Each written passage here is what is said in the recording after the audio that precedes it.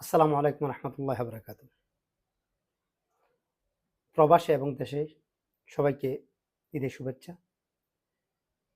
সবাই আল্লাহর রহমতে ভালোই আছেন। আজকের বিষয়টা হচ্ছে আ গ্যাস সম্পর্কিত একটা বিষয়। বাংলাদেশের গ্যাস সংকট এবং কিভাবে আমার ব্যক্তিগত ওপিনিয়ন কিভাবে এটা থেকে মানে আমরা রেহাই পেতে পারি। সেটা একান্ত আমার ব্যক্তিগত অভিমত। এরপরও অনেক অ্যা বাংলাদেশে অনেক বিশেষজ্ঞ রয়েছেন।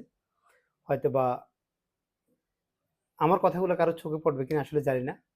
তবে আমি শুধু আমার মনের কথাটা ব্যক্ত করলাম। বাংলাদেশে জনাব আমাদের প্রধানমন্ত্রী তারেক রহমান সাহেব একটা আ ফ্যামিলি কার্ডের কথা বলছে।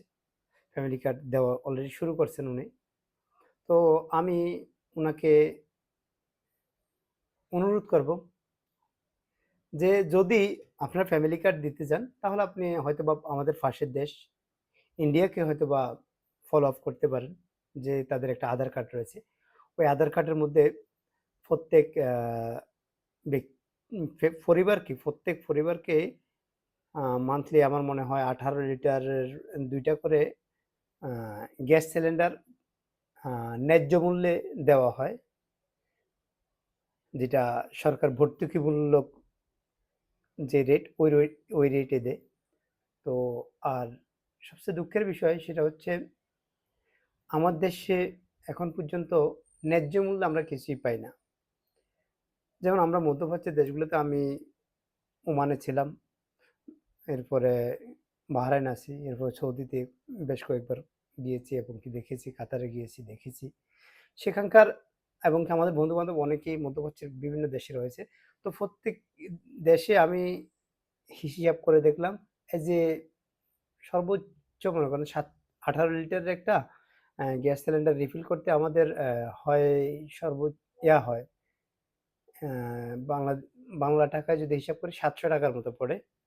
সেক্ষেত্রে কিন্তু আমরা কিনতেছি একটা এ কত দিয়ে ১২.৫ লিটার বা ১৩ লিটারের একটা কিনতেছি এই ১২০০, ১২৫০, ১৩০০, ১৪০০ কখনো সেটা সোনার হরিণ হয়ে যায়। যারা মুনাফা লোভী তারা সোনার হরিণ বানিয়ে দেয়। তো এখন আমার পরামর্শ হবে বাংলাদেশের যেই লাইনের গ্যাস রয়েছে, যেই মনে করেন যে সমস্ত বাসাবাড়িগুলাতে বা ইন্ডাস্ট্রিয়াল এরিয়াগুলাতে আ লাইনের গ্যাস রয়েছে। আমি বিশেষ করে বাসাবাড়িগুলার কথাই বলব। বাসাবাড়িগুলাতে দেখা যায় ওই গ্যাস চালিয়ে আমি অনেক সময় কি জানি আমার জামা শুকাই। অত্যন্ত নির্লজ্জের কাজ। সেটা যদি হাজার চেষ্টা করেন সেটা বন্ধ করতে পারবেন না। আমার মনে হয় ওই যে এগুলা গ্যাসগুলা অপচয় হচ্ছে, অযথা জ্বালিয়ে দিচ্ছে। আপনারা যদি ওই লাইনের গ্যাসগুলো বন্ধ করে দিয়ে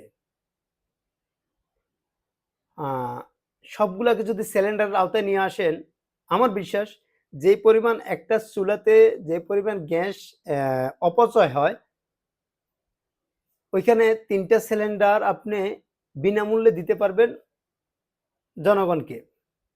বিনামূল্যে, সম্পূর্ণ বিনামূল্যে দিতে হবে। কিন্তু আমরা তো বিনামূল্যে চাচ্ছি না, বিনামূল্যে দিতে আপনাকে বলছি না। আপনি ভর্তুকি মূল্য নির্ধারণ করুন। ক্রয় ক্ষমতার মধ্যে নিয়ে আসুন পাবলিকের। তখন আপনি সেটা পাবলিক কিনবে দিয়ে এই ন্যায্য মূল্য দিয়ে কিনবে, ভর্তুকি মূল্য দিয়ে কিনবে। আপনি ফ্রি দেওয়ার দরকার নাই। বাংলাদেশের মানুষ ফ্রি খুব কম চায়। ফ্রি খাইতে কম চায়। কিন্তু যেইটা ফ্রি দেন কিন্তু অন্যান্য দুর্নীতি দিয়ে সেগুলো আপনারা পোষায় ফেলেন।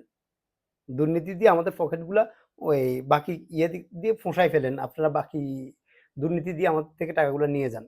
যেখানে সরকারি ফিস আসে ৳৫০ বা ৳১০০ সেখানে আমাদেরকে দিতে হচ্ছে ৳১,০০০ থেকে ৳১৫০০। তো এই সরকার নেয় না সেটা।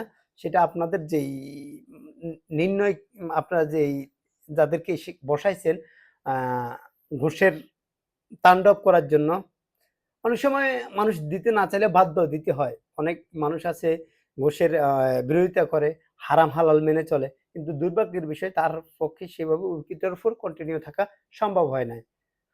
তো যদি আমার কথাগুলা যুক্তিযুক্ত মনে হয়, তাহলে আপনি আমার যারা দেখবেন, আমার শুভাকাঙ্ক্ষী যারা আছে, আপনাদের কাছে অনুরোধ রইল, সামনে অন্যকে দেখার সুযোগ করে দেন। যদি হয়তোবা এমনও হতে পারে, আপনাদের শেয়ারে হয়তোবা এমনও হইতে পারে কেউ উচ্চ পদস্থ কোনো কর্মকর্তা হয়তোবা দেখিয়েও ফেলতে পারে। তাহলে যদি এমন হয়, আমার বিশ্বাস বাংলাদেশে এই সংকট থেকে মোকাবেলা করা একেবারেই সহজ হবে। সবাই ভালো থাকুন, সুস্থ থাকুন। আসসালামু আলাইকুম ওয়া রাহমাতুল্লাহ।